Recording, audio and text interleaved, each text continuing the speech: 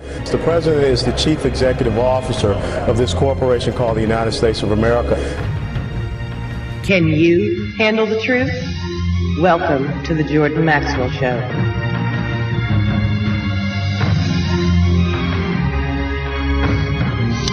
Okay, folks, this is Jordan Maxwell, and we're back on the air live. I have with me tonight a guest that you've heard before. We're going to be hearing quite a bit from him. My guest is Paul Tice from the Book Tree bookstore in San Diego. And what Paul and I were thinking about doing is once a week having Paul come on first with me for the next few weeks and talk about some of the people that he and I both know personally and have worked with, and some of the interesting and strange stories about famous people that we have been in the company of. And so I thought that would be interesting for people to hear. And so we thought we'd start off tonight with Zecharia Sitchin, because both Paul and I have been involved in Zecharia Sitchin's life and his business. And Paul and I both helped send him around the world, videotaping his work for a while. Paul went with him, I think, on some of it. So anyway, we decided what we wanted to do in the next few weeks is to talk about some of the people that Paul Tice, and myself have been in the company of and worked with and know personally, and just reminisce about who they were. Some of them are not with us any longer. Tonight, I thought Paul and I would talk about Zecharia Sitchin, because Zecharia is a very interesting character in his own, and all of his books have caused quite a sensation around the world. But Paul knew him very closely and worked with him and traveled with him, and I knew him equally as close. So anyway, I wanted to see if Paul and I could reminisce a little bit over our friend Zecharia Sitchin. If Paul's there. Are you there, Paul? Yes, I'm here, and good to be with you. Yeah, and thank you for taking the time to be with us. When did we meet, and how did we meet? I mean, that was a while back. You were in Los Angeles, and I was, I guess you could say, instrumental in helping you get into the publishing business. You want to tell the people what you were involved in before you got into the publishing and set up your own website and publishing company when you were in Los Angeles? Because I think that's interesting, what you were doing before you got into publishing.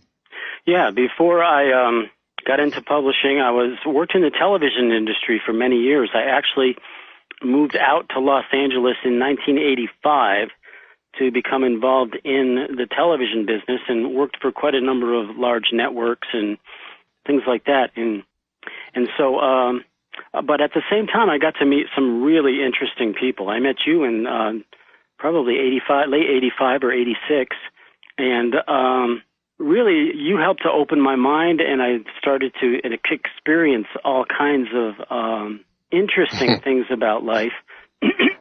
So what had happened was, it was around 1994, maybe early 1995, that you were doing a lecture in Las Vegas at a Whole Life Expo, and I was there manning the booth, manning the table, selling some books and stuff, because we had just started printing books about that time. And Sitchin happened to be speaking at that conference. And so I didn't get to experience him or see anything, but on the way out, there was a poster on the wall, and it said, Zecharia Sitchin is taking a select group of people, maybe 12 to 15 people, on a private tour of the Yucatan, of the Mayan ruins in Mexico. And it was the only time in my life that I really had some extra money, and I spent every last penny I had to go on this trip privately with Sitchin to explore the Mayan ruins, and it was the best 10 days of my life. And I got to meet Sitchin, and he found out that I had a background in television, and it was about the time where I had worked my way up into a union job, and they busted our union, offered everybody their jobs back for a lot less money, And I was meeting interesting people, and I figured, well, you know what? I'm going to start doing some stuff with, these other kinds of people, because I felt that, working in television was providing people with what I considered bubblegum for the brain, and I wanted to experience and help others to experience things that mattered a little bit more. So I told Sitchin about my experience in television. He said, hey, would you like to come around with all of my trips like this and videotape all this stuff? And, this had just happened after I had left television and had moved down to San Diego and gotten involved with Truth Seeker, and they were putting up some money, and you would help me get down there, and we were meeting, people like Sitchin and all kinds of really interesting people. So I had experienced a shift in what we were doing. So going to Mexico with Sitchin and being offered to travel the world with him as his personal cameraman was an offer that I or most any other person involved in this kind of stuff could not refuse. So that's how it all started. Well, yeah, I was working for a company called Truth Seeker. They were a publishing house, and it was in San Diego. And I hired on as their religion editor and as a general research and religion editor for the magazine, Truth Seeker magazine. And we needed, I told the company and the lawyers that we really have to have our own publisher, because it's just too big of a problem dealing with all these different publishing houses to get our magazines and books and materials published. I'd like to have one publishing house working directly with us. And so I recommended you, and the lawyers for the foundation agreed. So we were able to bring you down to San Diego and set you up to be our publisher. And from that, we went on. And when I left the Truth Seeker company, you stayed on for a while until the Truth Seeker company, I guess, went out of commission. They went under, and so now you are on your own and have your own publishing company now. And I'm back up in California, and I think that's strange, because here I'm the one that pretty much got you to come down to San Diego to work for the company, and then the company folded and I left, and now you're down in San Diego. But you've handled it very well, because now you have a great bookstore and you're doing your own publishing, and your books are virtually everywhere, and any and all bookstores around the world. You can go into esoteric section or into the into religious and occult books, especially religious books, and anybody will find your books on the shelves in almost all the big bookstores around the world. So you've done very well with what you had to work with. And so I'm very impressed with what you've done and the bookstore, and I've been to your bookstore many times in San Diego, and incidentally, we talked about it before, but I'm going to talk about it again.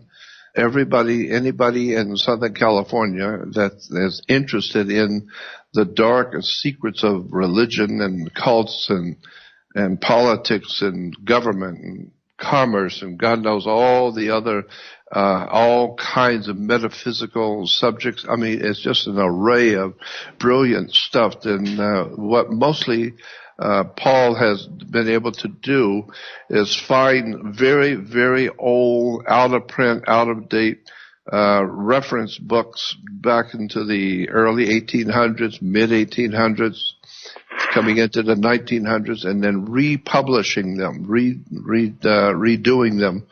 And so now we have brand new books, but they're very old and extraordinarily brilliant stuff that has been hidden for so many years that people today don't know that was around in the 1800s.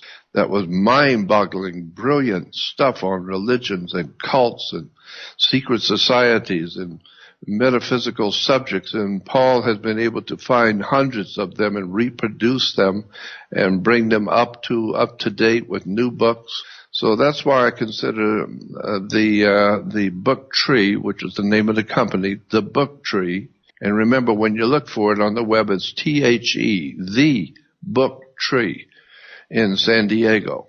And it has an enormous amount of fascinating research materials. Nothing, and he carries new books, other people's new books, but mostly it's a lot of his books that he has found and redone and re-edited and reworked.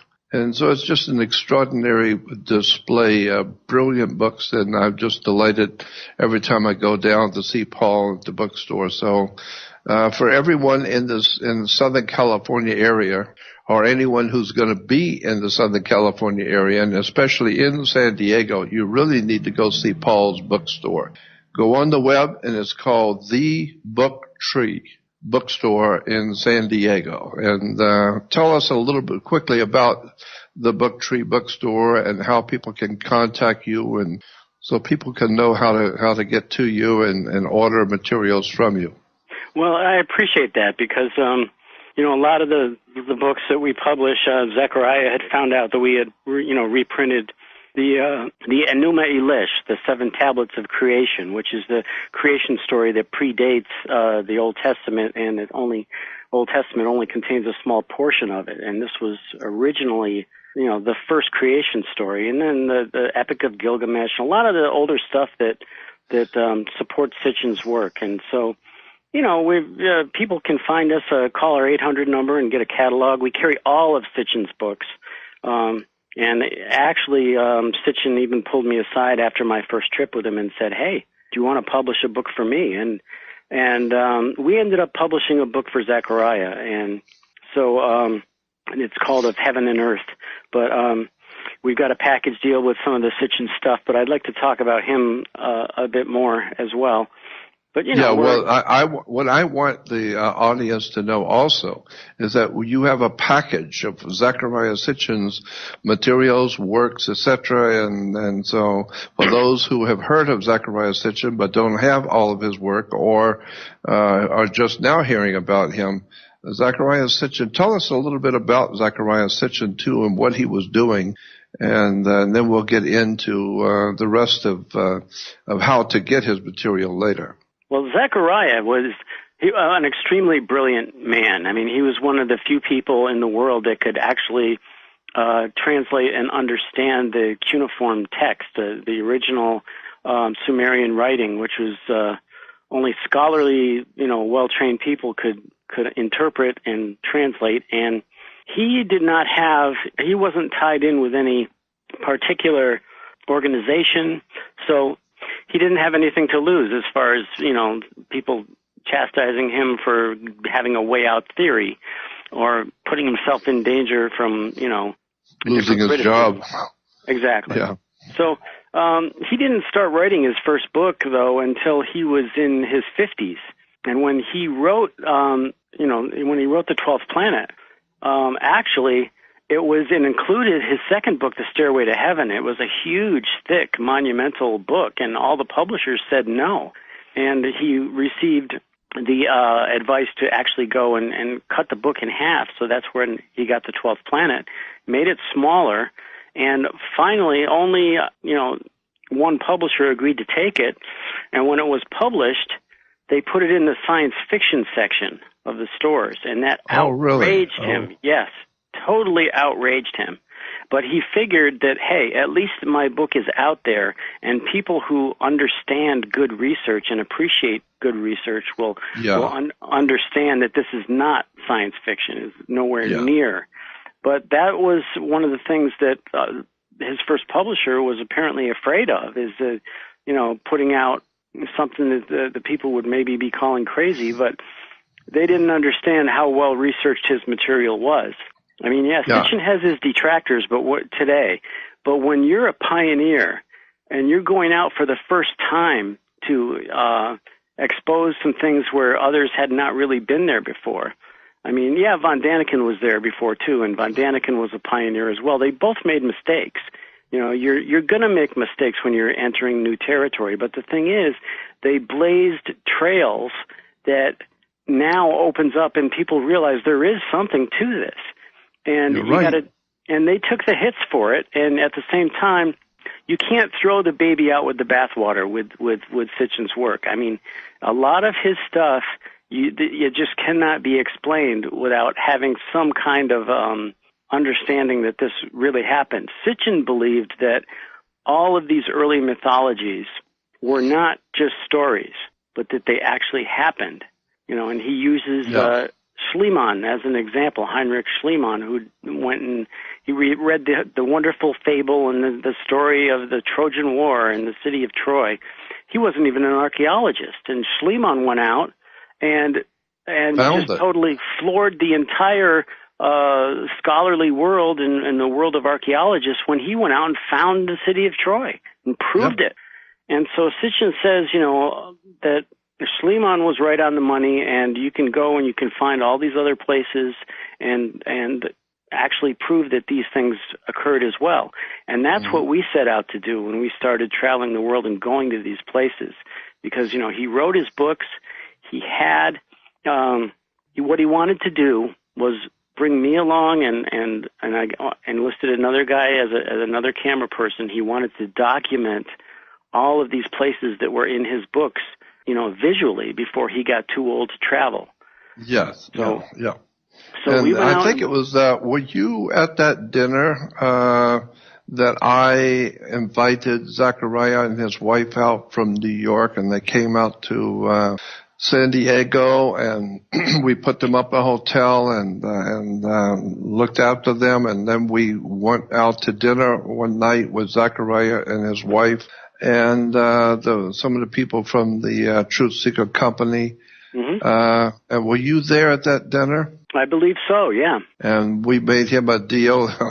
After dinner, he said to me, well, because I had told him I wanted him to come out. I brought him up to San Diego from New York, and I told him, I have a business deal I want to talk with you about. So he agreed, and he came out, and after dinner, we're sitting there at the restaurant, and then he says to me, okay, we've had dinner, and you got a business deal. What is it?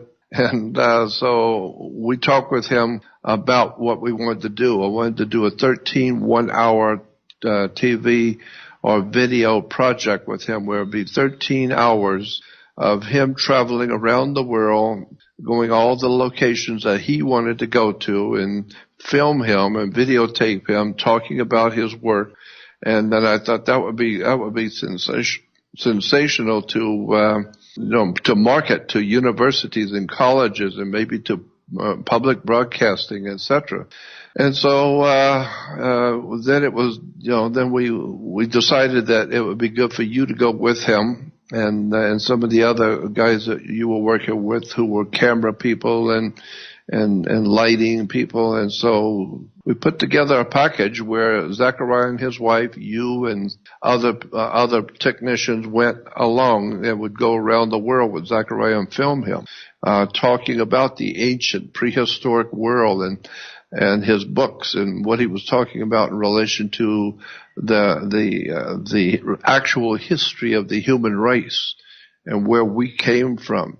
What was the name of his book, the very first one? Was it Wars of Gods and Men? Or what was the name of his first book? His first book was The 12th Planet. His second book was Stairway to Heaven, which, as I mentioned before, were written about the same time together. And then he came out with his third book, was The Wars of Gods and Men. Yeah, that's what it was. But the first one was what again? The 12th Planet. The 12th Planet, yes. That's the one that made him famous. It was a very, very thick book, like you said. And basically, what was his basic fundamental story that he was telling us? What was the basis for that book, The 12th Planet? What was he trying to tell us? He was trying to tell us that mankind had in the ancient past had an incredible jump in our evolution, whereby when you look at evolution, it's extremely slow and cumbersome. It takes millions and millions of years for certain changes to occur. And he noticed that all of a sudden we had this jump in civilization where we were just, we had started cities and we were, doing all of these advanced, things that were very that far the ancient beyond, people couldn't do. Yeah. Yeah, very far beyond the primitive things that had been previously going on. Yeah. And so he looked at all the stories, worldwide, and a lot of them matched. There's worldwide flood stories. There's, these stories that Creation stories. creation stories, and all of that, which cross-culturally around the world are very similar, and yet all of these places, and especially in remote areas, did not have contact with each other. Mm-hmm. So Sitchin started examining these stories, and he thought, well, I'll examine the very oldest ones that we could find. And in doing so, he was able to teach himself how to translate this ancient writing, and found that we had the story of the gods he believed were actual personages. These gods were real. These gods of the ancient and prehistoric ancient world, these ancient gods, Zecharia believed and was attempting to explain to us that these were actual real entities. I would call them EBEs. This is what the U.S. government has called the extraterrestrials, EBEs, extraterrestrial biological entities. And so I put them kind of in the same place what Zecharia Sitchin was talking about, that there were ancient extraterrestrial biological people that were here, and they go on to tell from there that they helped create us. I think was the next step. I mean, he says they came here because they were exploring the outer reaches of the space, looking for what we would be looking for if we were to go out in space.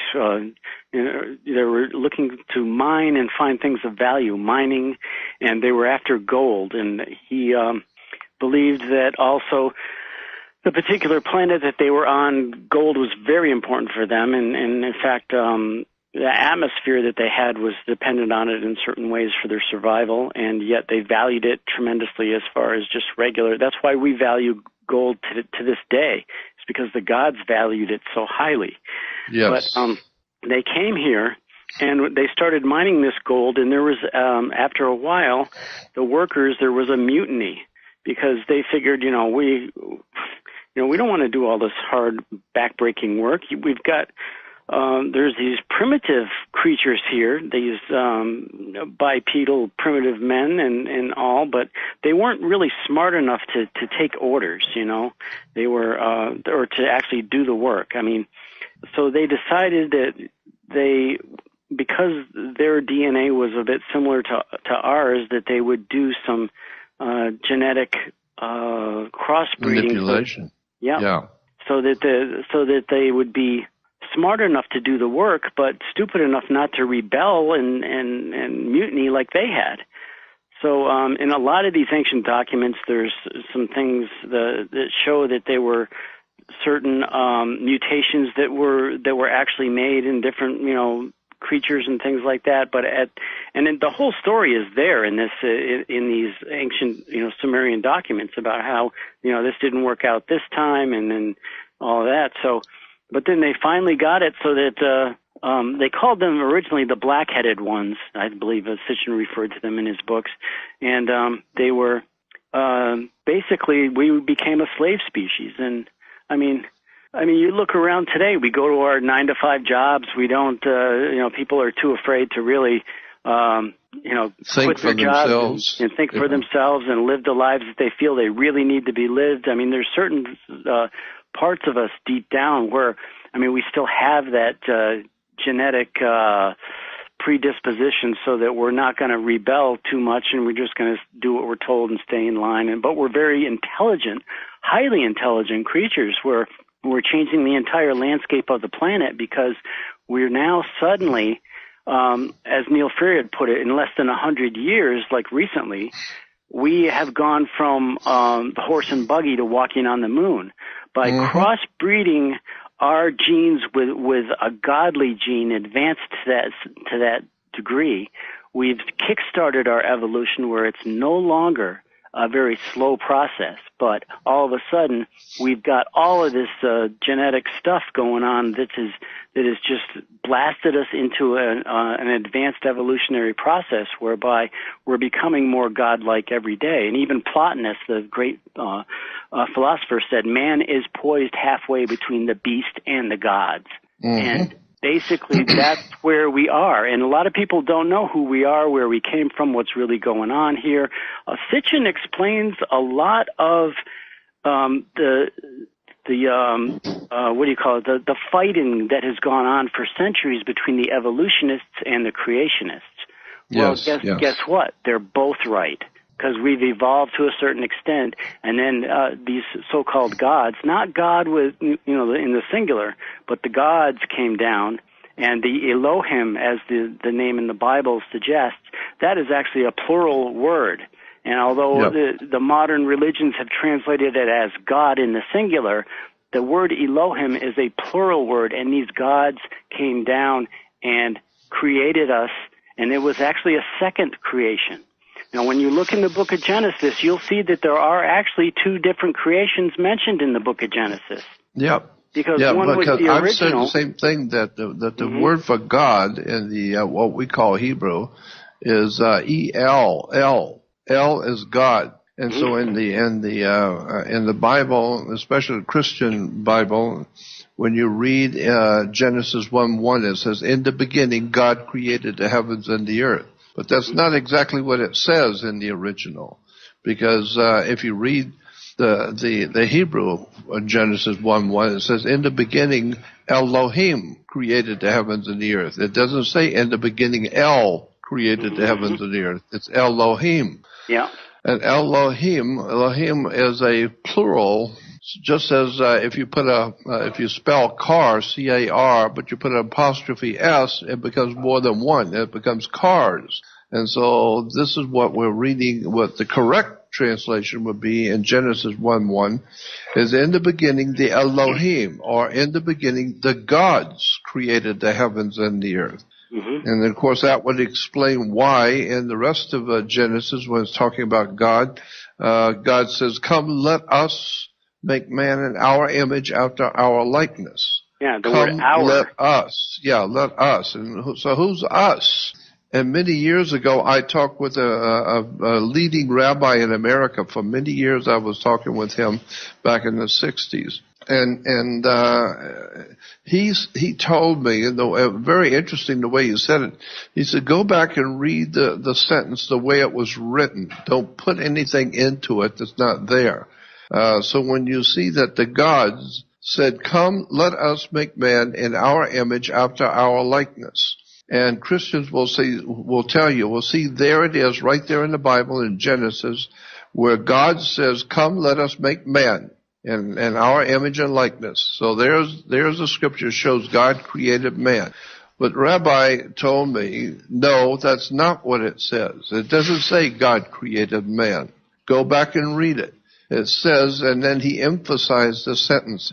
He said, what it's actually saying is, God said, "Come, let us make man in our image, after our likeness." Not make man. Man's already here. So come, let us make man in our image, after our likeness. Mm-hmm. And that implies that there was some kind of a crossbreeding with the hominid creatures that were already here, when whoever the gods are, and from wherever they have come from out there, even a 6-year-old child, if you ask where is God, they will point into the heavens, and Christians talk about God is in heaven. Well, the heavens is the sky above you, in the heavens. Well, if God's in the heavens and his angels are in the heavens, then that means he's extraterrestrial. He's not from here. And so if he's not from here, and there's many of them, then what we're talking about is in the beginning, the gods created us, meaning somebody came here a long time ago and saw the indigenous creatures that we today refer to them as hominids, or the Neanderthal mans. In our mind, the cavemen type of idea. and came here, looked around, saw these ancient hominids, and decided to come. Let us make them look like us and be like us. Let us make man in our image, after our likeness. And so they crossbred with the hominid creatures that were already here, and ultimately one day they gave birth to us today. And so we have come a long way as a human creation, but we're nothing like the original hominid creatures from thousands and thousands of years ago. So, and that idea that we have been able to evolve so rapidly, so quickly. Within 100 and so years, we've gone from, like you said, from horse and buggy to lasers and all kinds of high technology. And people don't realize that humans are not that clever. We've had help. Somehow or another, we have help in being able to evolve intellectually and technologically quickly. Somebody is helping us. Somebody is behind us, feeding us information. And so that was basically what Zecharia Sitchin was talking about, that somewhere in the ancient history of the human family on the earth, someone came here from another place in the universe, saw the indigenous creatures, crossbred with us, and eventually probably crossbred many times until they finally got what they wanted, and that was us, the way we are today. And so that just opens up a can of worms as far as I'm concerned, because I got plenty of questions once we've established that. I got plenty of questions.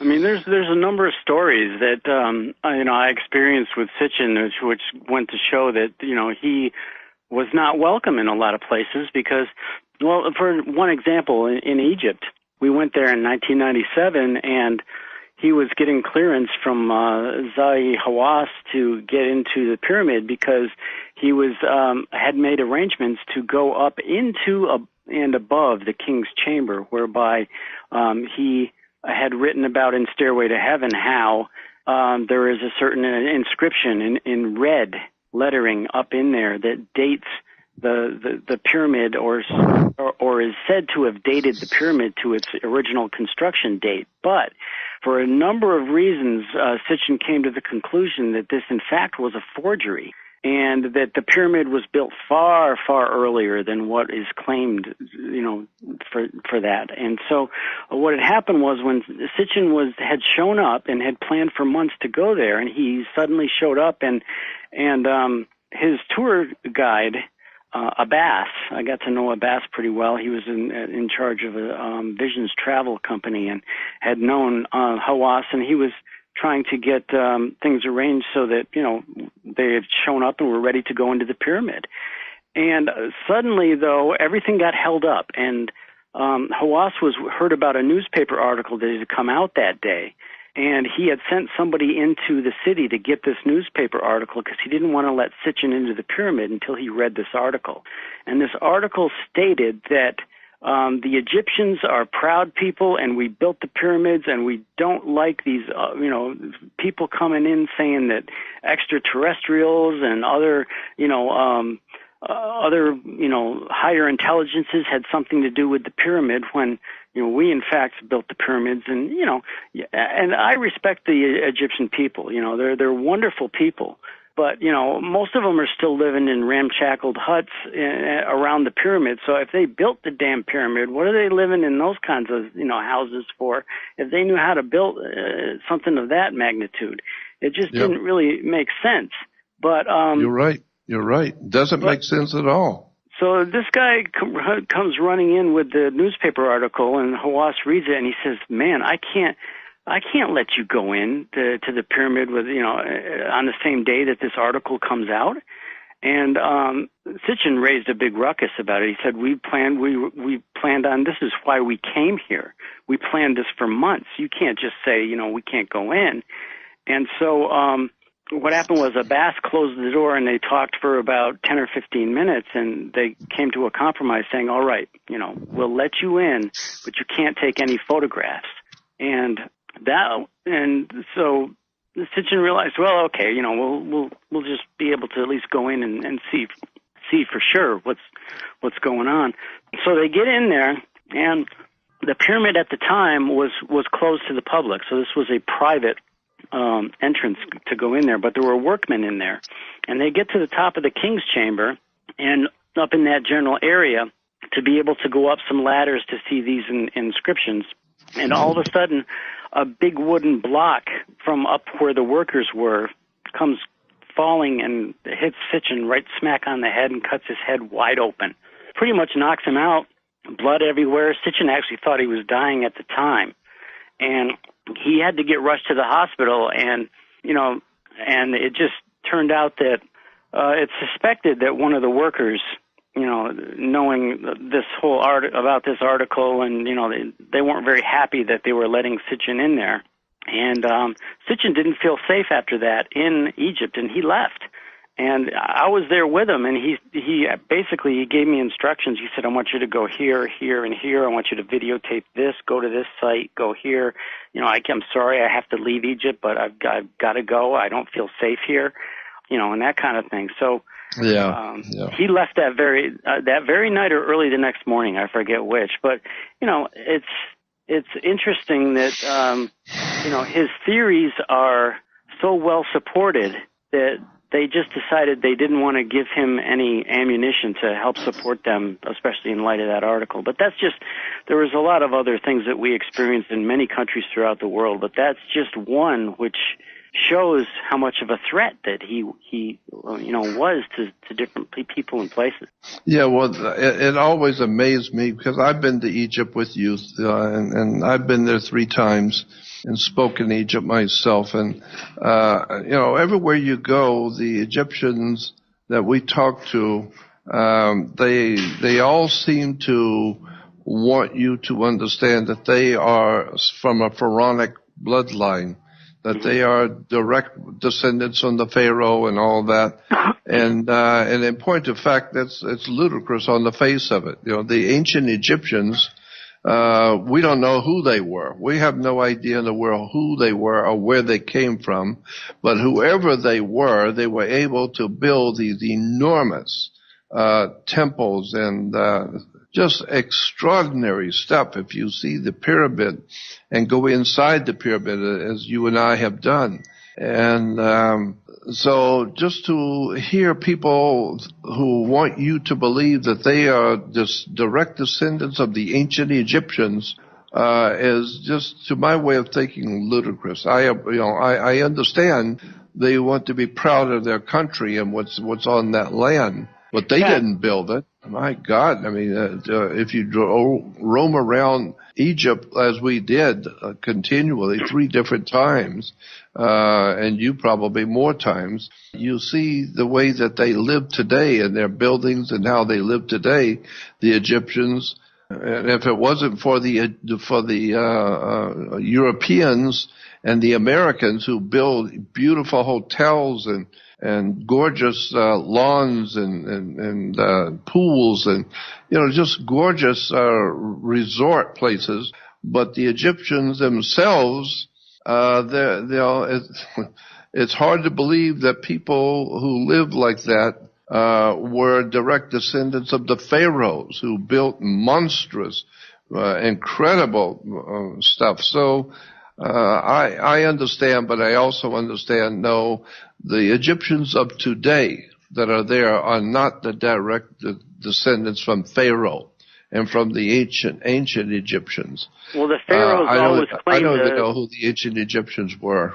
Yeah, the pharaohs always claimed to have been part gods or godly blood in some certain sense, and and that could have been diffused over the years as well. But at the same time, they are fantastic caretakers, and they treated us very well. And I actually, nothing against them personally, and they. It's like, and I don't know for sure. They could very well have some lineage that's still going on there. It's such a strange anomaly, though, that but I guess the pyramids were built before the flood, and the Great Flood could have wiped out that whole line of people that had such incredible ingenuity. So yeah. Yeah, because when you see the pyramids and go inside the Great Pyramid, incidentally, the middle pyramid seems to be the larger of the three. There were three pyramids on the Giza Plateau, three main pyramids. The middle one is the larger, but that's not the Great Pyramid of Giza. That's not the Great Pyramid at all, even though it's a little larger, but it's not the Great one. The Great Pyramid is the first one, and it's not quite the same size as the middle one. But that first one is a dazzling piece of architecture. When you go inside and see what it's like inside, it's extraordinary. So I just think that Zecharia Sitchin's work opened up a whole new can of worms. And like you said, he was always fighting off the detractors and people who were trying to say that he didn't know what he was talking about, he was a fool, and talking about when he talked about the possibility of there being extraterrestrial life forms who have come here from other worlds thousands and thousands of years ago and intervened in our natural evolution. I think that is the word, rather than creationism or evolution. I think the correct subject to look at is intervention. Mm-hmm. Somebody came here and helped us evolve quickly and created a different kind of man. We know we can do it today. Mm-hmm. We can crossbreed, we can play with DNA and start creating different kinds of creatures and different kinds of humans. That's dangerous stuff, but we know, people are doing it. We know that, there are powerful people in the world who are trying to do just that, to manipulate our genetics and create a different kind of human. Well, that's what Zecharia Sitchin was talking about, that somebody came here from a long time ago, and I do mean a long time ago, and began to manipulate our DNA and crossbreed with us, and eventually, with enough crossbreeding, it brought us to today, who we are today. We're doing monstrous things that the ancient peoples and peoples are even today around the world are not capable of doing. But there is among mankind today people who can do, building great bridges and great high-rise buildings, and so it's interesting, the natural destiny and the evolution of the human family. And Zecharia Sitchin was one of the right people that started us thinking that way. Yeah, and he believed that we had help with the Great Pyramid, and there's certainly evidence that shows that it took a great deal of manpower to build them, and so the people of Egypt would be right in being proud of that structure, because a lot of the actual work itself was very much done by those people at the time. So that they still have many good reasons to be proud, but it just seems that the thinking behind it may well have been come from elsewhere, according to Sitchin. So yeah, and I think that too. I've been saying that for years. That I'm totally convinced that we humans have been slowly but surely being led along. A classic example that I would use to back up what I'm saying is Nikola Tesla. When he was like 85 years old, in New York, they gave the scientific community gave him a big awards dinner in his honor in New York, and they invited him there. And after the dinner, there was speeches made, and Nikola Tesla was able to address the audience. And he talked about how he came by having all of these wonderful, extraordinary experiments that gave us alternating current, lighting, radio, all kinds of technological advances that Nikola Tesla has given to the world. And Tesla himself said, that when he would go to sleep at night, he would have a pad and pen by his bed, on his night table, and when he awoke in the morning, there would be already written down on the pad in a handwriting, not his, of a new experiment, a new piece of work. And he would then take that pad and go to the laboratory and follow what was said, and be damned if it doesn't work. It would be some new invention that was startling to the whole world. And today we look at all the work of Nikola Tesla, lighting the world and giving us radio. He was the one who gave us radio and electronics.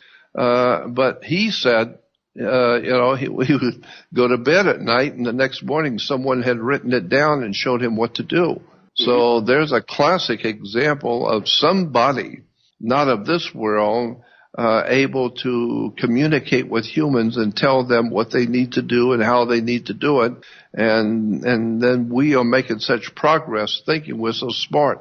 I don't think we're that smart. I think we're being led in our technology. We're being led somewhere by somebody who is obviously smarter than we are. In these stories that Sitchin has documented cross-culturally, there's always these stories of the gods.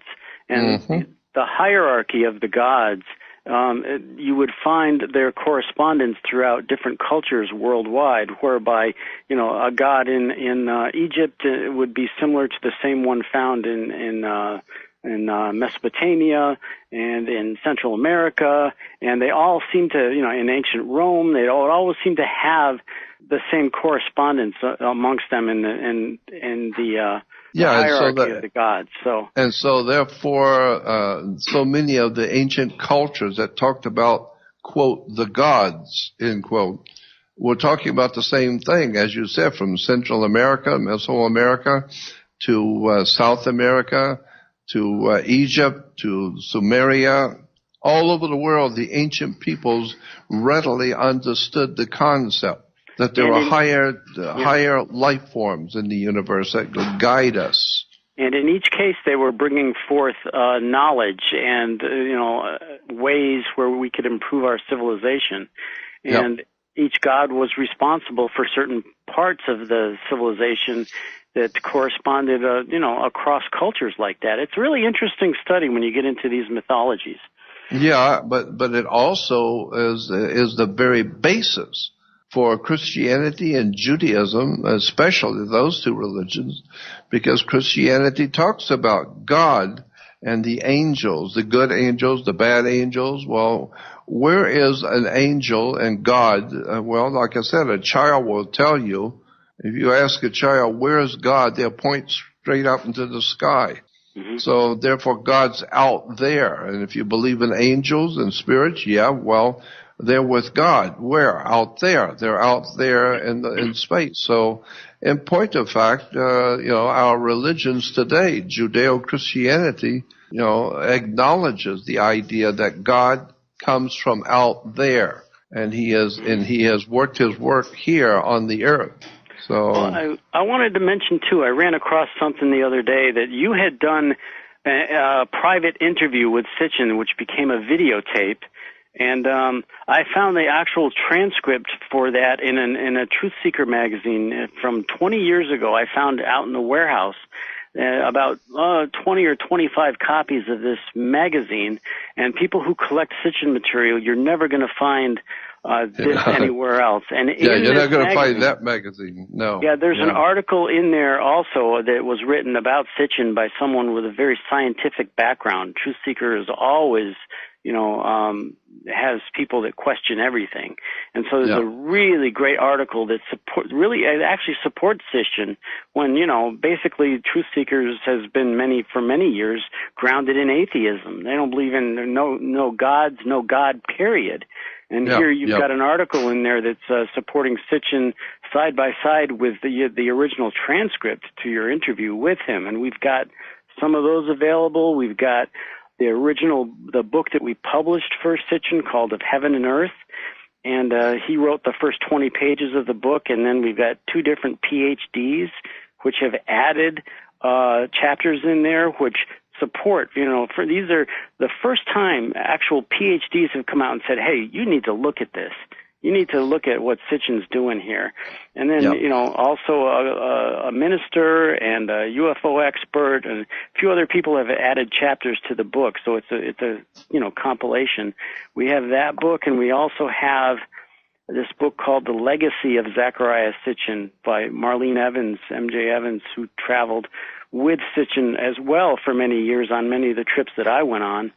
And I wrote the introduction to that book, and Jack Barringer, many years ago, our good friend Jack, wrote a booklet called The Legacy of Zecharia Sitchin, and he allowed Marlene Evans to use the title for her book because it was perfect if she would allow him to include his original Legacy of Sitchin article in the book. So we've got like a package deal of some Sitchin stuff for anybody interested. It's these three items. That's very important, and I want people to understand that there's a whole package of books and articles, etc., whatever it is, that you can get from the book tree in San Diego.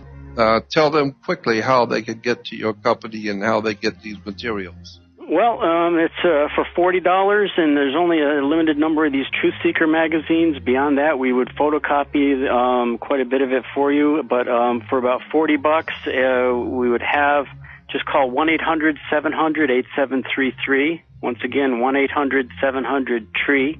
Just say you want the Sitchin package, and we'll help you out if we don't happen to answer the phone.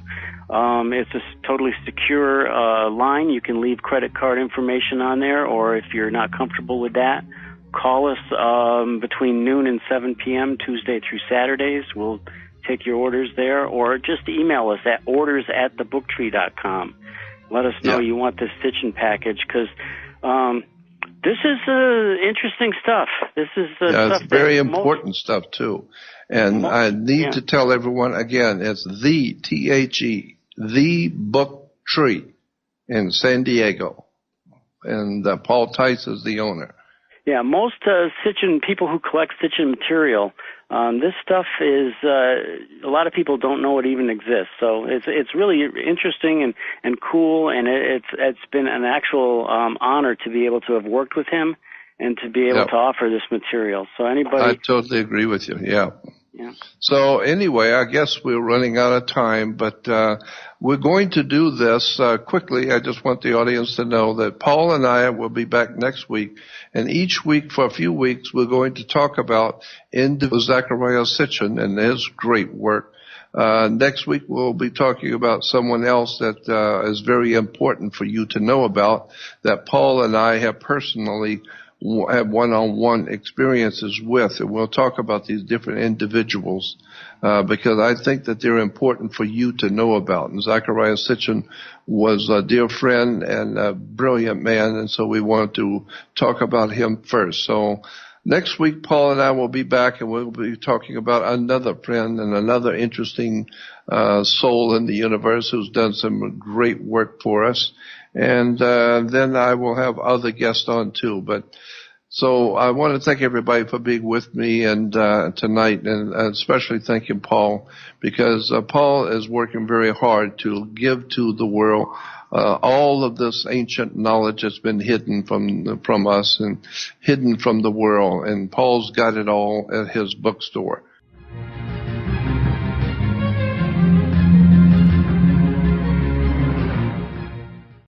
No rules, no rules, no taboo topics, no fear of doom, We are American Freedom Radio.